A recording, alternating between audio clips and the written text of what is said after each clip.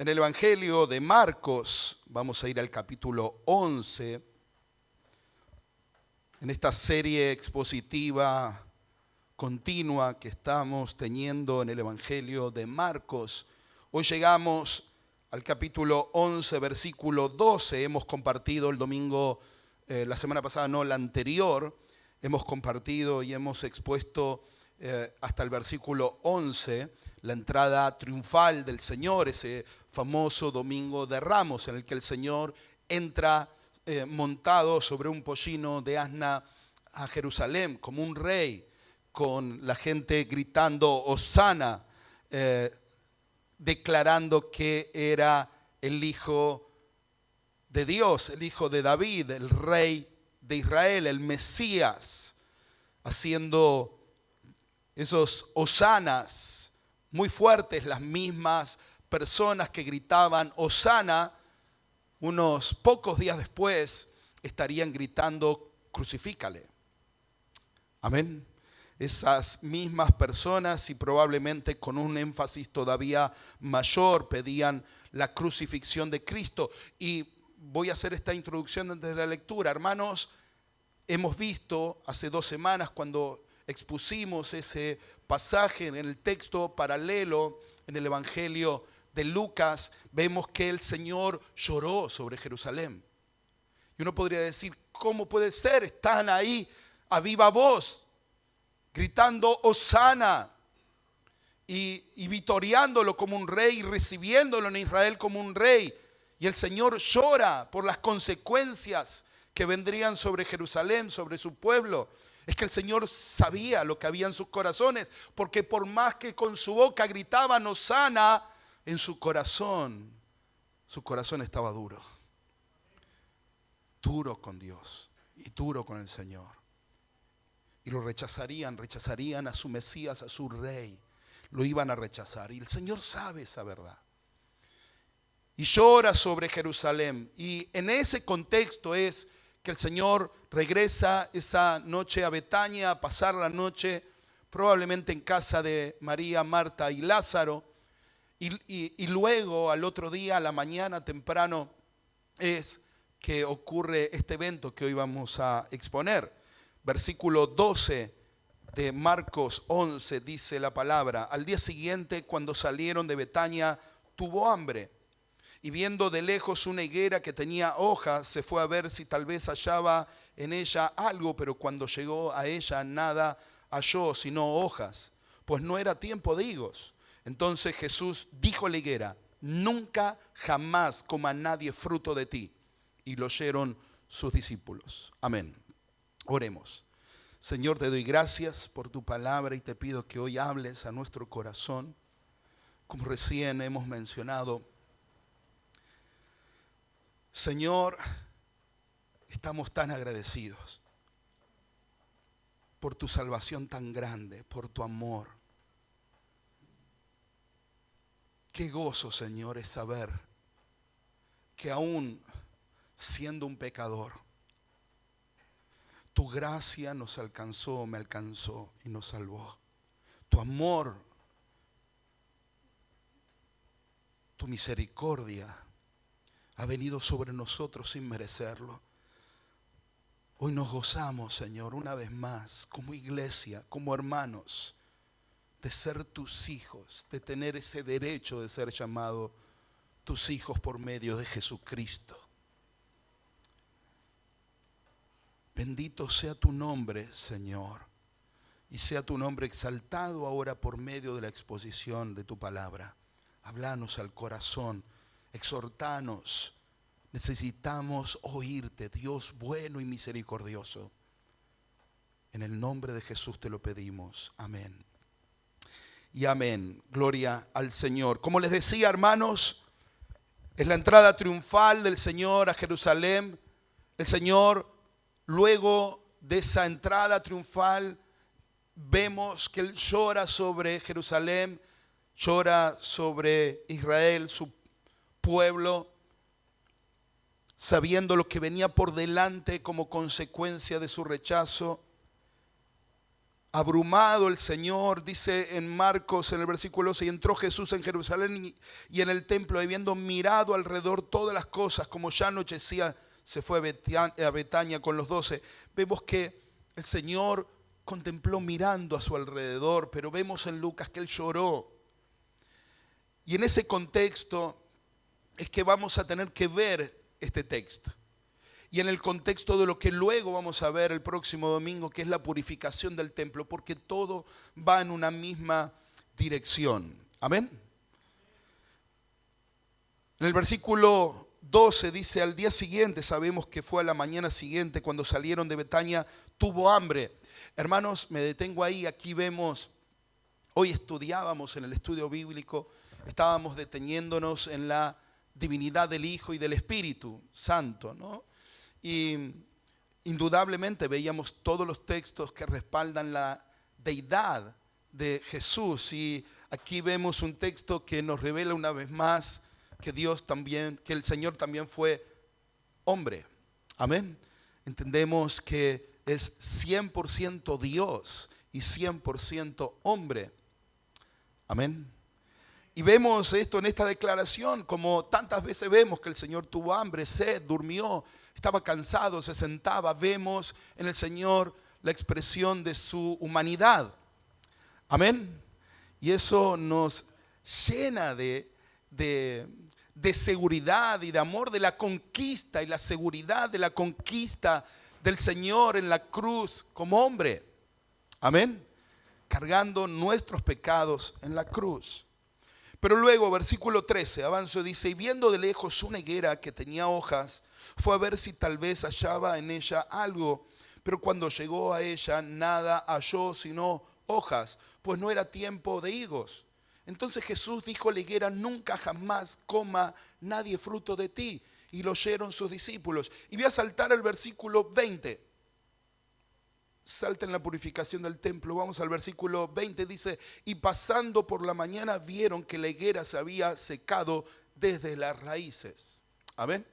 Hermanos, presten atención. Miren, el Señor aquí lo que está haciendo es dando una enseñanza visual, amén, a sus discípulos por medio de una parábola y haciendo un milagro fuera de lo común.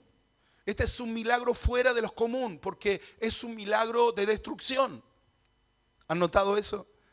No habíamos visto ningún evento ni ningún milagro en el que el Señor, como en este, secara un ser vivo. En este caso, podríamos decir una planta, algo vivo. Amén.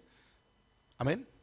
Seca esa higuera, el Señor decide, al no hallar fruto en ella, secarla, pero es difícil de comprender en una lectura por encima, porque Marcos deja en claro y lo dice. Noten, en el versículo 13 dice, pues no era tiempo de higos.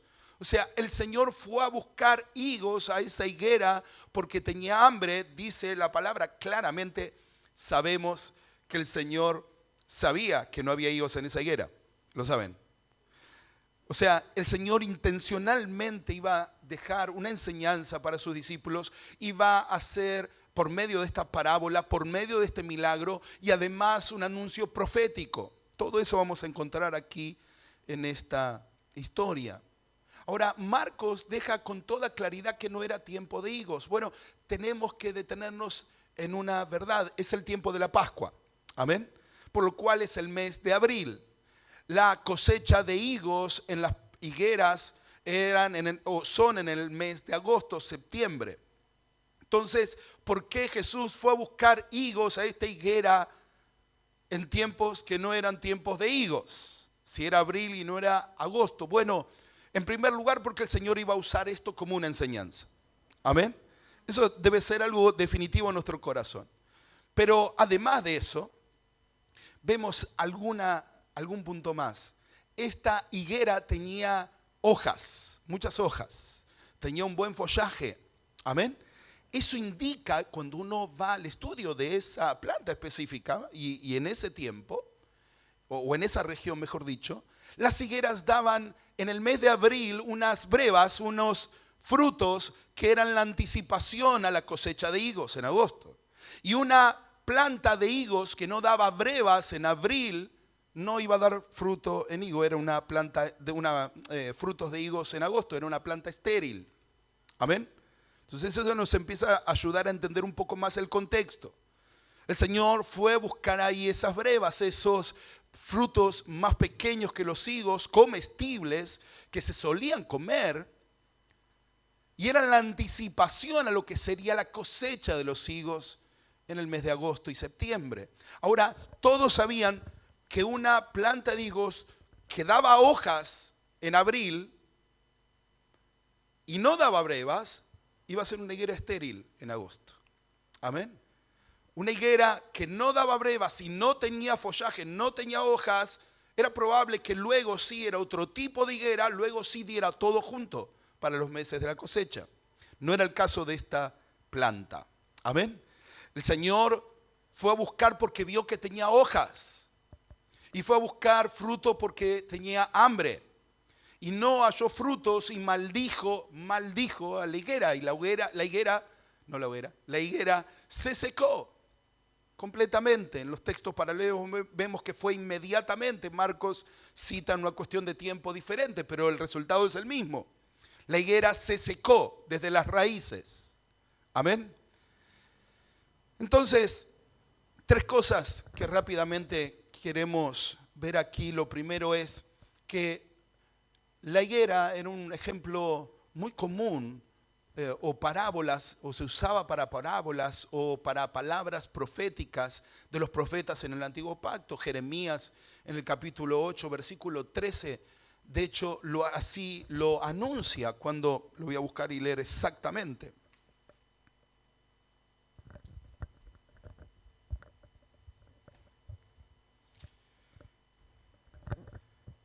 Jeremías, hablando de Judá, profetizando sobre Judá, dice, versículo 13 del capítulo 8, los cortaré del todo, dice Jehová, no quedarán uvas en la vid, ni higos en la higuera, y se caerá la hoja, y lo que les he dado pasará de ellos. Hermanos, vemos que en una constante y varias veces en el Antiguo Pacto, vemos cómo la higuera era un símbolo de Israel. Amén. Y Dios lo usaba como ejemplo, como parábola para hablar de su pueblo, para hablar de Israel. Y aquí vemos a Jesús usando este mismo ejemplo y esta misma parábola para hablar de Israel. Amén. Entonces, dijimos, es una parábola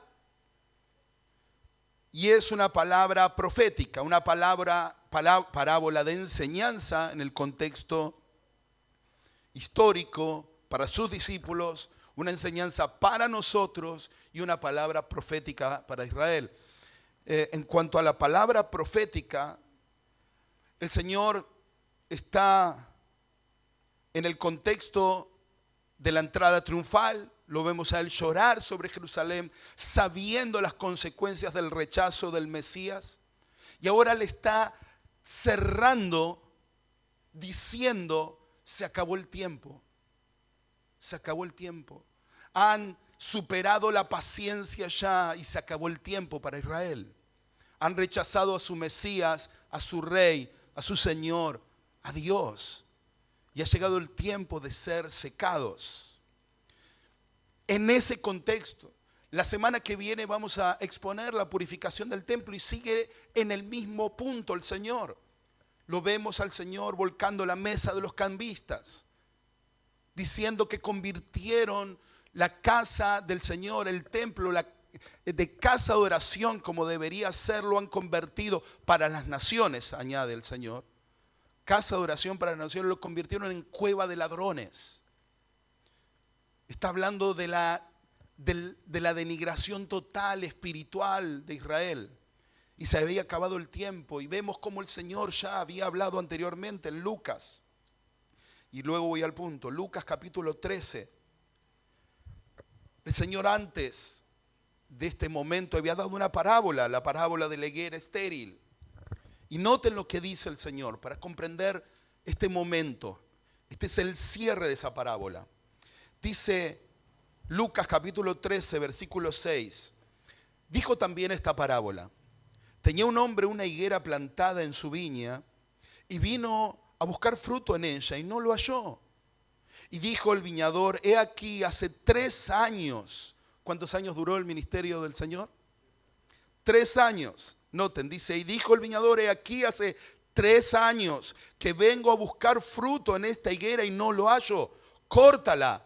¿Para qué inutiliza también la tierra? Él entonces respondiendo le dijo, Señor, déjala todavía este año, hasta que yo cabe alrededor de ella y la abone. Y si diese fruto, bien, y si no, la cortarás después.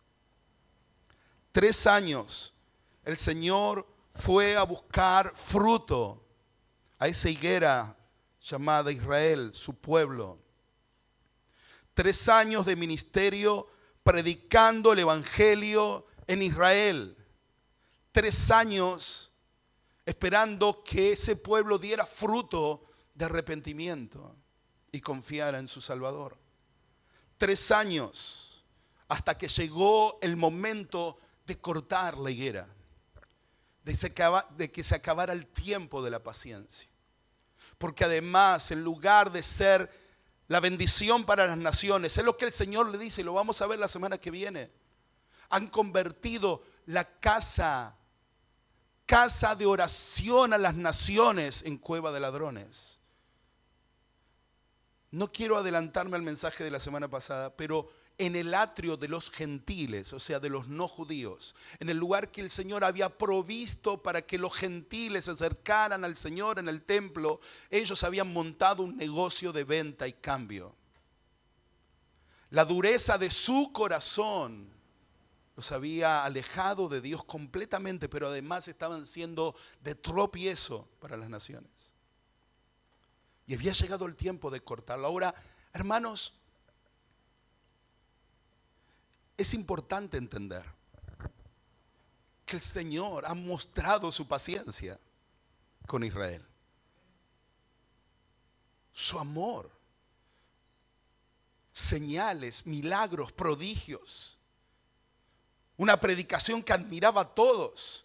Decían, este enseña como quien realmente tiene autoridad y no como los escribas y los fariseos. Es notable que lo vieron, lo oyeron, sabían y lo rechazaron. El Señor maldice la higuera después de ser proclamado como rey, porque conocía el fruto de sus corazones. Israel era esa higuera frondosa que a simple vista religiosamente era con un verde precioso de sus hojas, pero dentro no había un fruto sincero. Era todo externo, eran todo seguir adelante las ceremonias, los sacrificios. El contexto de lo que esto está pasando es en Jerusalén, en la Pascua, llena de peregrinos de distintos lugares. Millones, cientos de miles y millones de personas reunidas en Jerusalén. El esplendor del año para Israel. Todos preparando sus corderos perfectos para el sacrificio. Sin embargo, esos corazones estaban absolutamente lejos de Dios. Solo era externo.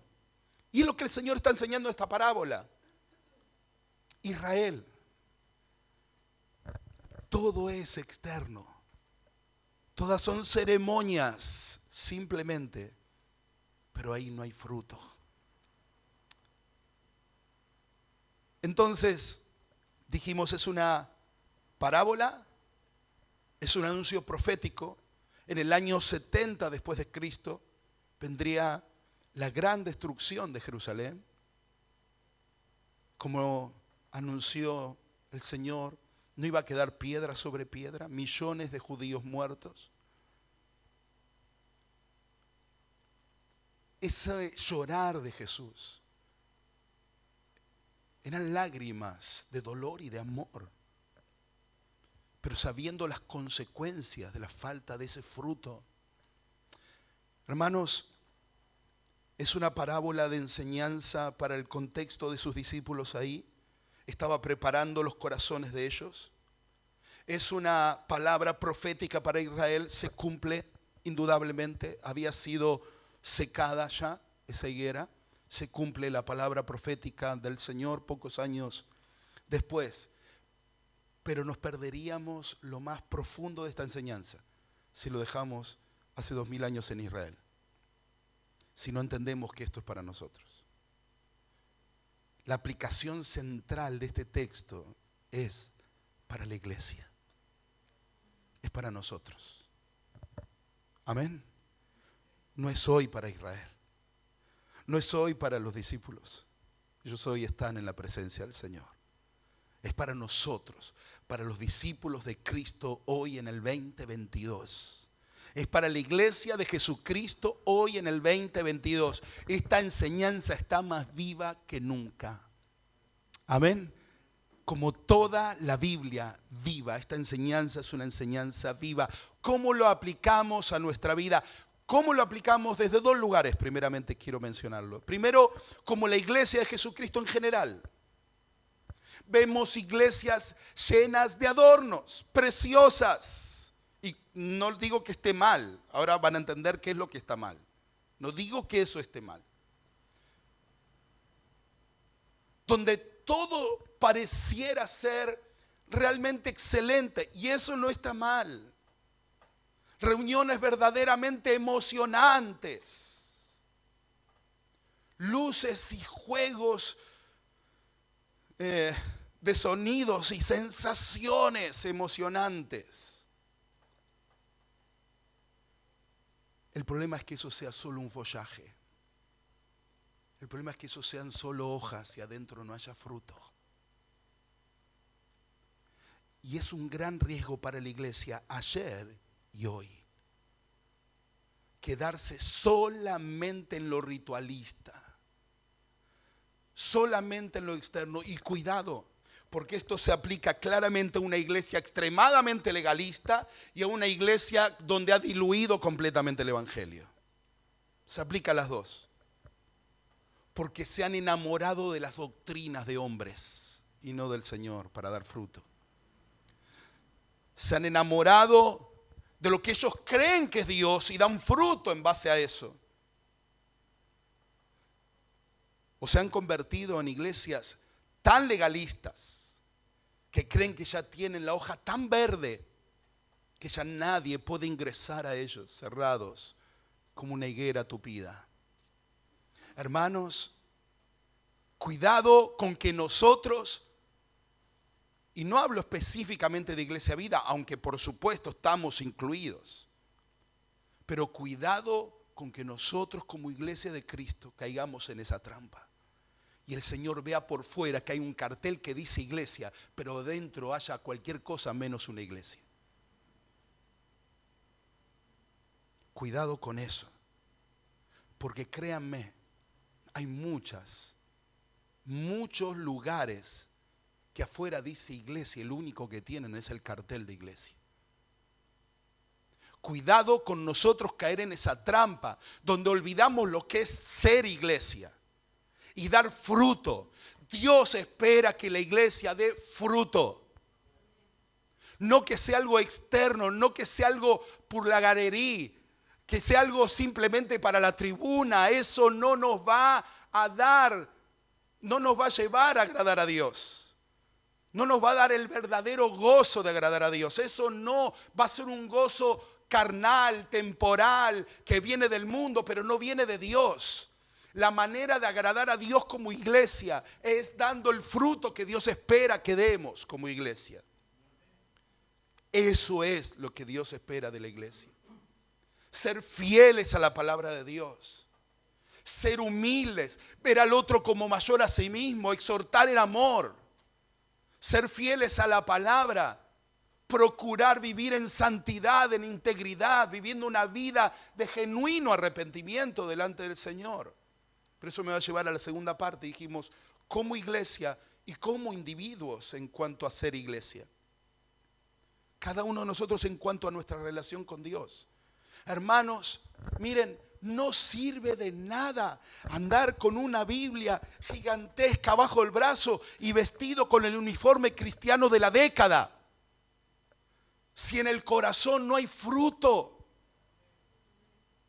Si eso está pasando, hermano, si esa es hoy tu vida, corre hoy a los pies del Señor en arrepentimiento. Por tu vida te lo pido. Necesitas limpiar tu corazón de la religiosidad que el Señor aborrece.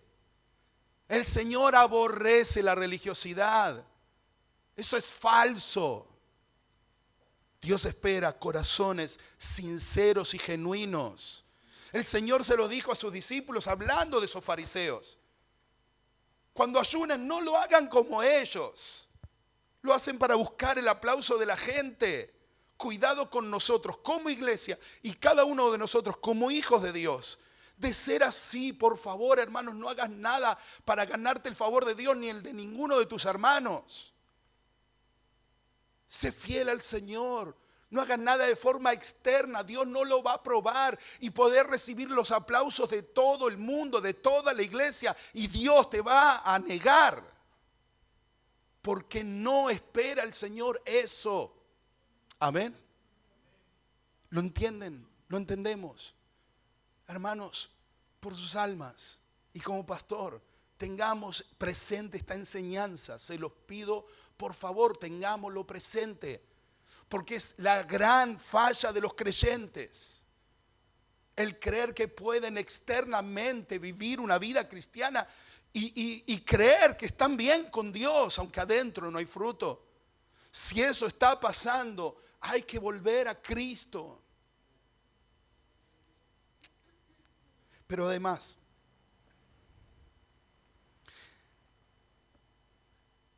necesitamos entender el fruto.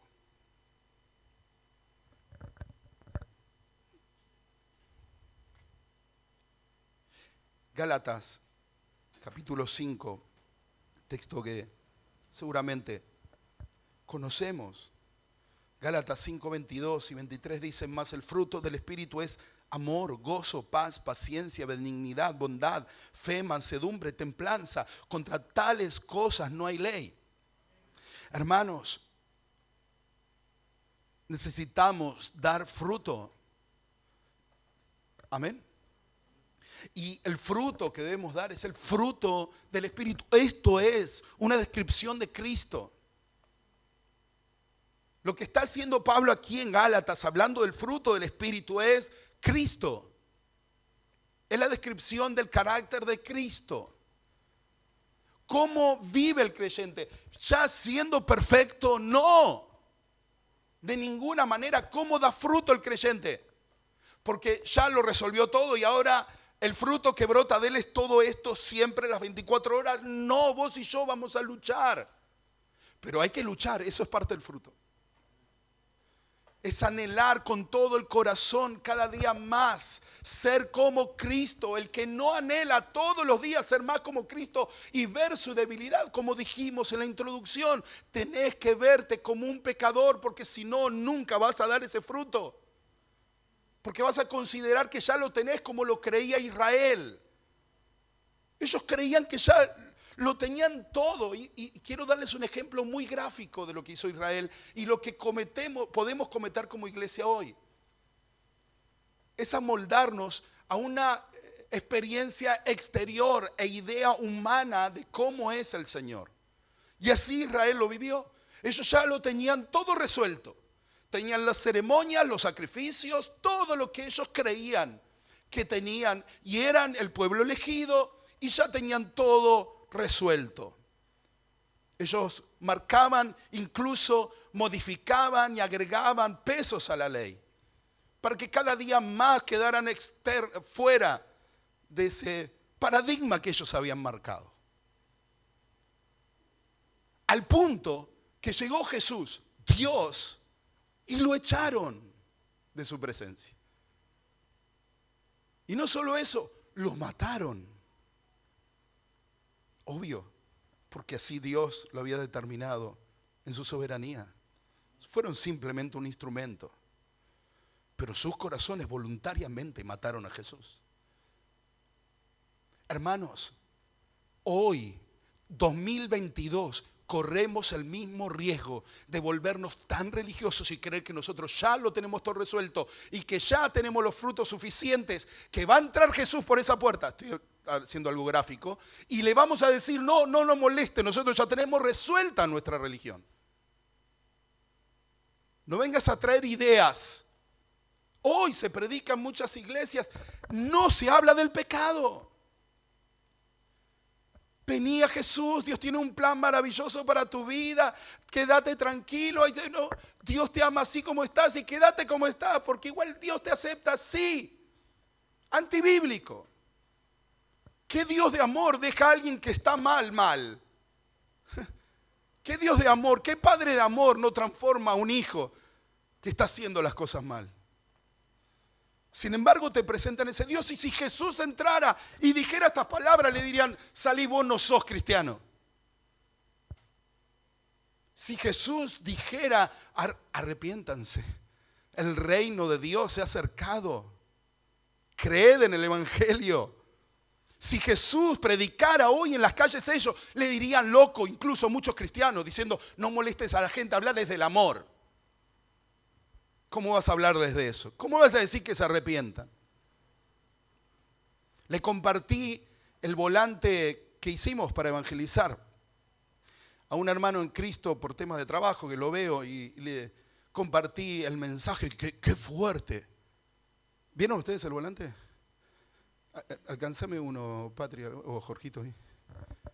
Pusimos un texto de Hechos. Y este hermano me dice, ese texto, gracias, ese texto usaste para evangelizar. Hechos 3:19. Por tanto, arrepiéntanse y conviértanse para que sus pecados sean borrados a fin de que tiempos de alivio vengan de la presencia del Señor. ¿No es un texto hermoso? ¿No hay una promesa de alivio para el alma? Pero no ven eso.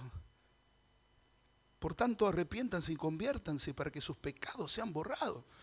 Hablarles de pecado, arrepentimiento y conversión, todo junto en un texto, me dijo. Está en la Biblia, le digo. En tu Biblia, en la mía. Me parece muy fuerte. Hermanos, a Jesús lo echaría. Este hermano lo echaría de su iglesia. A los apóstoles los echarían de la iglesia. A Pablo le dirían, ni pases por la puerta, estás loco. Lo mandarían al manicomio. Hermanos, debemos entender que la Biblia sí, con un sí gigante, llama a sus hijos, a los salvados por Jesús, a dar fruto. Fruto que dignifique el Dios que les salvó. Fruto que represente el Salvador tan grande que tienen en su vida. Fruto que represente que entendieron que fueron salvados de la muerte y pasaron a vida. Fruto que sea evidente que salieron de una vida espantosa y sin Dios a una vida de gozo y plenitud. Evidente, un fruto evidente. El fruto que Israel no estaba dando. Y que hoy como iglesia corremos el riesgo de no dar, de dejar a Dios para un costado, para el último lugar, para cuando me sobre tiempo. Eso no es fruto de Dios, hermanos. No lo es. Replanteemos nuestra vida si Dios está en el último lugar de tus expectativas, prioridades y órdenes. Eso no es un fruto de Dios, eso más bien es fruto de la carne y muy fuerte. Y hay muchos disfrazados de cristianos que van a decir, cuidado, no, te están diciendo algo, es un legalista el que está diciendo algo, es todo lo contrario. La condenación fue para esos legalistas, que creían que con sus leyes podían conquistar a Dios. Esto es todo lo contrario. Esto es venir a Cristo en arrepentimiento y fe y poner en Él tu confianza y que sea el Espíritu Santo obrando en tu vida. Pero requiere de tu entrega.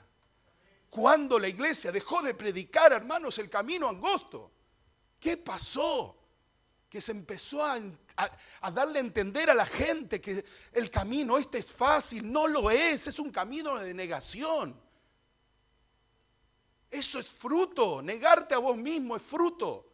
Reconocer que sos un pecador y vivir una vida que dé fruto digno de arrepentimiento todos los días. Eso es fruto de Dios. No que seas perfecto. Ni vos ni yo lo somos, ni lo vamos a hacer hasta que no sea el día de Cristo. Él nos irá perfeccionando e iremos dando fruto. Pero hay una gran diferencia entre los que luchan, odian, aborrecen y luchan contra el pecado, y a los que acomodaron a Dios a su pecado. Y eso es lo que hizo Israel. Acomodó a Dios a su pecado. Y ya no tenían fruto. Y se había acabado el tiempo. Y había sido el tiempo de cortarse. Bueno, hermanos, miren, por más fuerte que suene, quiero decirles algo. Este es el día de volvernos a Dios y hoy empezar a proponernos caminar una vida fiel. Este es el día. Lo estés haciendo, gloria a Dios, mantenete firme, cuidado que no caigas. No lo estabas haciendo, no estaba dando frutos dignos del Señor. Este es el día de comenzar. Rendile tu corazón a Cristo. ¿Por qué le digo eso? Porque mientras hay vida, hay tiempo. Estamos en el tiempo de la gracia. Pero un día, como esa higuera se secó y marcó el final de la paciencia de Dios con Israel, va a haber un día en que Cristo volverá y marcará el fin de un momento. Del tiempo de la paciencia, de la gracia, de la tolerancia. Hermanos, ese tiempo tiene un fin. No demores nunca. No demores, nunca juegues con ese tiempo. Porque nadie sabe el día. Y es importante que se lo anuncie de esta forma. Nadie sabe el día. Hermano, no pierdas tiempo. Hermana, no pierdas tiempo. Lo más importante que tenés en tu vida para hacer es dar frutos que dignifiquen el nombre de tu Señor. Ahora, cuidado, y vuelvo a aclararlo. El fruto no te da la salvación. Vamos a poner las cosas en orden. Vos y yo no somos salvados porque somos buenos. No, miren, hay una condición para ser cristiano y es ser pecador. Porque el que no es pecador nunca va a ser un cristiano. No porque no sea pecador, sino porque no se considera pecador. Mucha gente le predicas el evangelio y te dice, ¿pero por qué? Si yo soy bueno. Si yo no mato, no robo, amo a mi familia, soy bueno. La pregunta es, ¿bueno comparado con quién? Si es bueno comparado con el vecino, capaz que comparado conmigo, sos muy bueno, porque yo soy muy malo. Ahora la pregunta es, ¿comparado con Dios? ¿Hay bueno uno? ¿Por qué Dios dio la ley moral? ¿Por qué el Señor dio los 10 mandamientos? ¿Por qué hoy no se predica la ley moral de Dios? Se la esconde. ¿Por qué? Si la ley moral de Dios es lo que nos hace entender el poder de la gracia. Si entender que infringís los mandamientos de Dios te hace un pecador, cuando entendés que sos un pecador, clamarás por gracia. Mientras que no sepas cuál es la ley moral de Dios y que no estás dando frutos, sino que estás todo lo contrario, de espaldas a Dios y viviendo una vida sin Dios, vas a correr a Cristo. Si entendés que eso es pecado. Si no lo entendés, vas a caminar de espaldas a Dios. Y no lo vas a necesitar si pensás que estás cumplimentando tu propio orden, tu propio decálogo moral. Porque los hombres se han puesto su propio decálogo moral. ¿Cuándo es un hombre malo? Y bueno, cuando mata, cuando viola, cuando hace esto o aquello. ¿Quién es malo? Y bueno, en comparación con quién, con Hitler soy buenísimo. Ahora, ¿con quién me voy a comparar? ¿Cuál es la medida? Dios ya puso la medida, es su santidad. Es Él, ese Dios santo, Él es la medida. Amén. Vuelvo al punto, hermanos.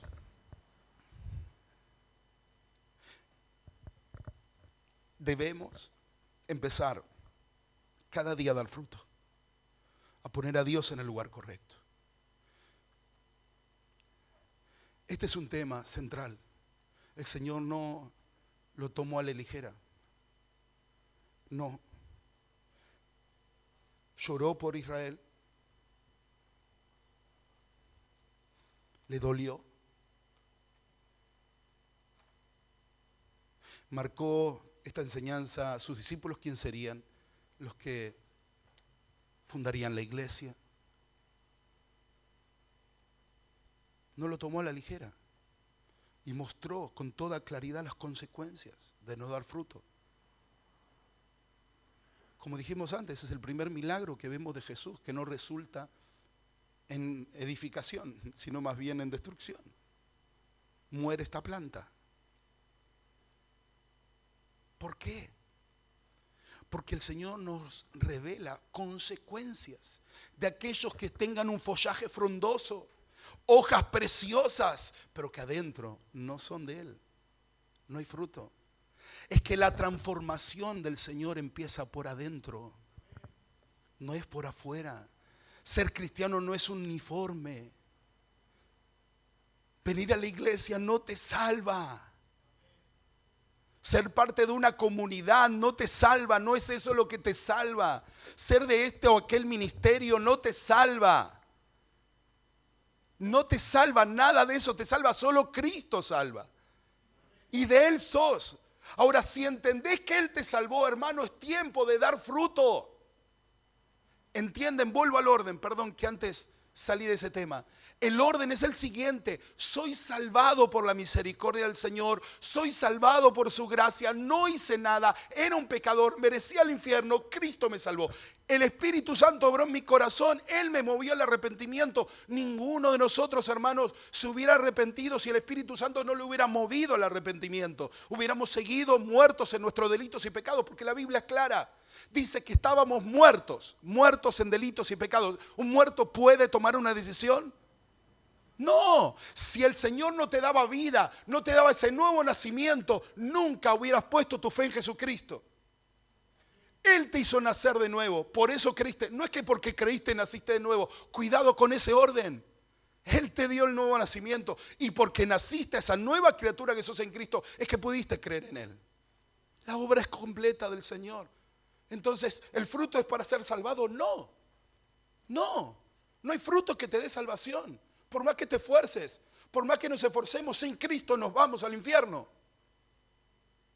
Por más bueno que nos vea el mundo, por más obras altruistas que hagamos y donaciones, no vamos al cielo por eso. No vamos al cielo por obras, es exclusivamente por gracia. Ahora, si recibimos esa salvación como un regalo, gracia inmerecida, un regalo inmerecido del Señor, es tiempo ahora que el salvado, que supo quién es, ahora da fruto. Ese es el resultado. El fruto no es el camino a la salvación, es el resultado de la salvación. En el orden viene después. Nadie da fruto para ser salvado. Hermano, sos salvado por Cristo, da fruto para Él. Pero ¿quién nos dijo alguna vez que esto no iba a demandar un esfuerzo? Si alguien te dijo que esto no demandaba esfuerzo, te mintió y te predicó un evangelio falso. La Biblia todo el tiempo demanda de esfuerzo. Creyentes entregaron la vida como un fruto digno de testimonio de su Señor. ¿Quién les dijo que era fácil? Si alguien dijo eso, mintió. Te invito a esforzarte en tu comunión con el Señor, en tu fidelidad a Dios, y el Espíritu Santo va a obrar en tu vida y vas a dar fruto. Y cuando falles, vas a odiar tanto tu pecado, que ese será un fruto claro de la obra del Señor. Te va a doler. Hermano, dice la palabra en el libro de Apocalipsis, escribiendo el Señor a la iglesia de Éfeso: tengo contra ti que perdiste el primer amor. Mira dónde y volvé a ese punto. Yo te invito a que pienses en dos cosas, hermanos, que llevas años en el camino del Señor. Si tu corazón se ve enfriado de alguna manera y tu vida no está dando fruto, yo te pido que pienses en dos momentos específicos de tu vida.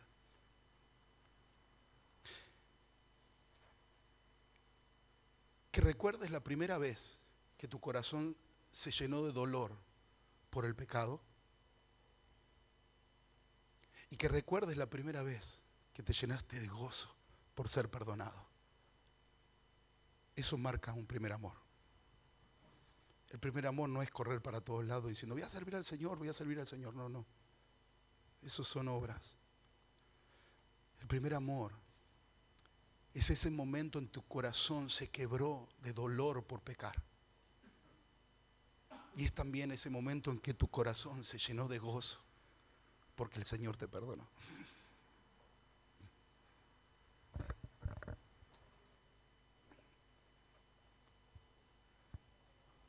Necesitamos dar frutos como hombres y mujeres de Dios que viven su primer amor. No nos resignemos a una iglesia fría, hermanos. Frondosa por fuera, adornada, emocionante y seca de fruto. Donde no hay amor, donde no se ora uno por otros, donde no hay templanza, donde no hay paz, donde Dios es el último recurso, donde si el domingo tengo algo más interesante, que Dios espere, donde si mañana estoy muy ocupado no voy a orar, y si el martes estoy mi agenda está muy apretada, lo que voy a sacrificar es la Biblia y la oración, que Dios espere en la fila porque yo estoy dando fruto para lo que veo y toco hoy. Eso es haber perdido la conciencia del primer amor. Se ha confundido el primer amor con ese fuego por venir a la iglesia corriendo. No, hermanos. El primer amor tiene que ver no solo con eso, es con muchas cosas. Es que tu corazón se quiebra de dolor cuando sabes que tuviste una actitud que hirió tu comunión con el Señor. Eso es primer amor. Primer amor es cuando corres a los pies del Señor, no ves la hora de llegar a tu casa para tener intimidad con Él, porque sabes que tu mente ha divagado y ha tenido pensamientos que van contra el Señor, y no ves la hora de tirarte de rodillas. Y donde nadie te ve, no te ve ningún pastor, ningún hermano, nadie sabe que estás ahí, pero sí lo sabe el Señor y vos lo sabés. Eso es primer amor. Primer amor no es que la gente en la iglesia te aplaude y diga, qué espiritual, qué bien predica, qué bien ora, qué bien esto, qué bien eso. No es eso, eso no es fruto. Es fruto de otra cosa, eso es fruto de estar en comunión con el Señor, por supuesto, de estudio, de dedicación, de horas, todo bien, pero créeme, conozco muchos que predican muy bien y no tienen fruto. Y multitudes lo siguen. Y son muy carismáticos. Pero cada vez que veo esos casos me resuena este texto. Mateo capítulo 7. No todo el que me dice Señor, Señor, versículo 21. No todo el que me dice Señor, Señor entrará en el reino de los cielos, sino el que hace la voluntad de mi Padre que está en los cielos. Muchos me dirán en aquel día, Señor, Señor, ¿no profetizamos en tu nombre? En tu nombre no echamos demonios y en tu nombre hicimos muchos milagros. Y entonces le declararé, nunca os conocí, apartados de mí, hacedores de maldad. Iglesias adornadas, predicadores excelentes y carismáticos, creyentes a simple vista piadosos, con un corazón sin fruto. Porque el fruto no es la cantidad de aplausos que recibís, no es la cantidad de personas que podés juntar en una iglesia. El fruto no son los likes, los seguidores que tengas en las redes sociales. Cuidado. El fruto es el resultado de tu comunión con el Señor. Es lo que el Espíritu Santo está haciendo en la vida de ese creyente entregado al amor de su Señor. Hermanos, vivamos una vida fiel. No pretendas ser Miren, no pretendamos ser perfectos. Confiemos en el Señor. No creas que el cielo es para perfectos. El cielo no es para perfectos. El único perfecto es Dios. El cielo es para aquellos imperfectos que han confiado en Jesucristo, que dejan que Él obre en sus vidas y no lo han corrido de su corazón. Lo han mantenido en el centro de su vida. Es el eje central de su vida. Es la vida de ese creyente, es el Señor. La mañana comienza con el Señor, el día transcurre con el Señor y el día termina con el Señor. Porque es su vida, porque ha sido salvado. Vive una vida entregada en amor al que lo amó. No porque es perfecto, porque sabemos, sin hipocresías, que vos y yo no somos perfectos. Estamos muy lejos de serlo. Muchos de nosotros quizás, si pudiéramos leernos el pensamiento en nuestro andar diario y pudiera la gente leer lo que pensamos, nos llenaríamos de vergüenza. Actitudes que a veces tenemos. Estamos lejos de ser perfectos. Pero somos conscientes de la imperfección. Y estamos tomados de la mano de un Dios perfecto. Y descansamos en Él. Y corremos a Él cada día. Culmino con esto, hermanos. Volviendo a la higuera.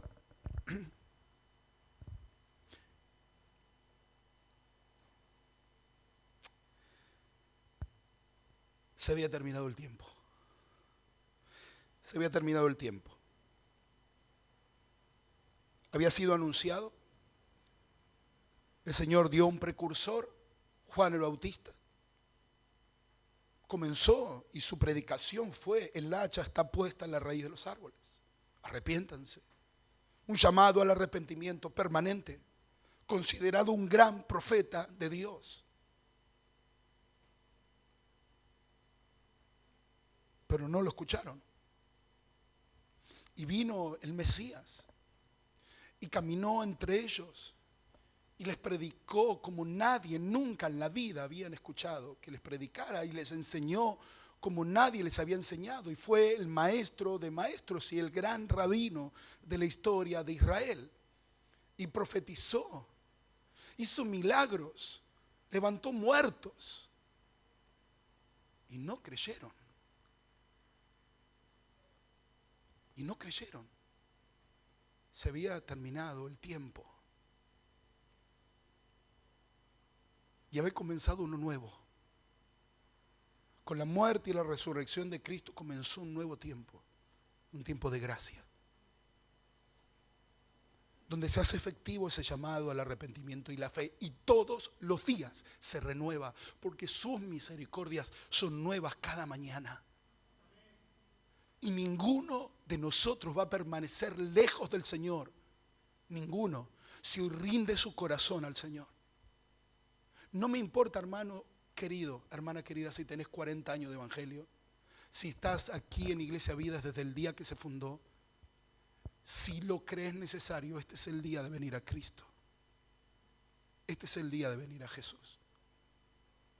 Porque este tiempo un día también va a terminar. Y esta higuera también se va a secar. Y sabemos que como todo fue anunciado y todo tuvo cumplimiento, palabra por palabra, palabra por palabra, hay una que también se va a cumplir. Cabalmente, Cristo vuelve. Y el tiempo de la gracia se terminará. Y todos un día, hermanos, estaremos delante del trono del juicio. Y vamos a necesitar un Salvador. Y ese es Jesucristo. Procura que el Señor encuentre en tu vida frutos de ser un seguidor de Él. Procura que Él encuentre frutos de un seguidor de Jesucristo. Hay una clave para eso. La dijo el mismo Señor. Y citando otra planta, la vid. Permanezcan en mí. Y mis palabras permanezcan en ustedes. Permanezcan en mí. Hermano, permanece en Cristo. No te separen ni un segundo. Este es un día de salvación. Este es un día de primer amor. Este es un día de comenzar una vida de fruto para Dios. Ven a Cristo con todo tu corazón. Vamos a orar, estate de pie.